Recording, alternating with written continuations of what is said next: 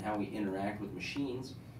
The brain-sensing headband changing the way the world thinks. It's called Muse. Everyone deserves a Muse. Introducing Muse, our brainwave sensing headband. It's a comfortable, sleek, 4-sensor headband that allows you to control applications, games, reduce stress, improve memory and concentration, and eventually to control your devices directly with your mind.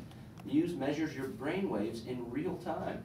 It sends those brainwaves to your smartphone or tablet, showing you how well your brain is performing, and also translate your brainwaves into instructions to interact with contents on your iOS or Android device. Now that is weird. Yeah, if you see the picture here on the website, it's like this headband, almost like headphones, but turned backwards, like homeboy LeVar Burton from Star Trek, except it's attached there to your mind, I guess your temporal lobes. But apparently it'll pick up on your brainwaves and allow you to send signals to devices. The implications of this type of technology, they already have this for people with prosthetic limbs that can control and pick up things. And man, we're going fast. Technology's expanding at a very rapid rate, and I'm glad to be along for the ride. Here's another one that will help lots of doggies. Nose cell transplant enables paralyzed dogs to walk. Scientists have revealed reverse paralysis in dogs after injecting them with the cells grown from the lining of their nose. Pets had all suffered spinal injuries which prevented them from using their back legs.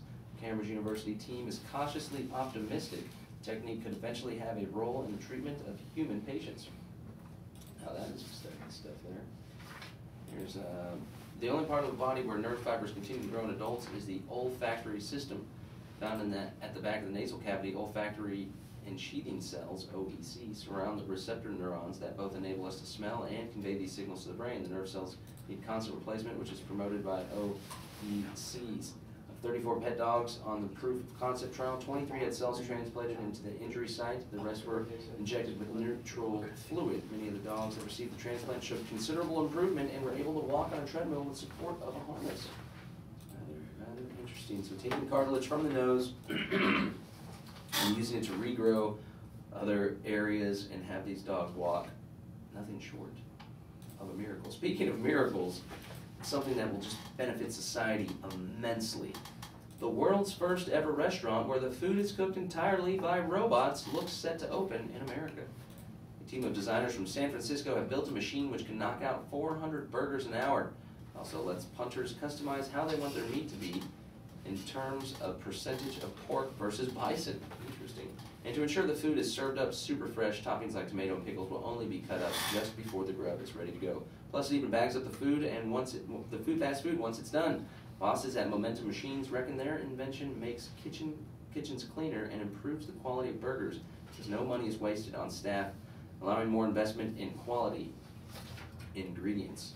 There you have it, ladies and gentlemen. That is the tech and science news for you on this week's edition of the Rise Up Radio Show. We're going to try to squeeze in some health news later in the program, hopefully in the third hour, before we speak with Michelle and Scott on the 1982 Tylenol murders. And then, of course, again, coming up a little after 8:15 or so, we're going to be hearing from Bill Page for Friday Free For All. We're going to chat about environmentalism. But we're going to take a short break right now, and then on the flip side, we're going to have a story or two from Clay Dafoe, a Rise Up Radio journalist, and he's got some good ones for us about some stuff going down here locally in Central Texas. This is the Rise Up Radio Show on KDRP, kdrplive.org. It's a website for a wonderful community radio station broadcasting here out of Dripping Springs. And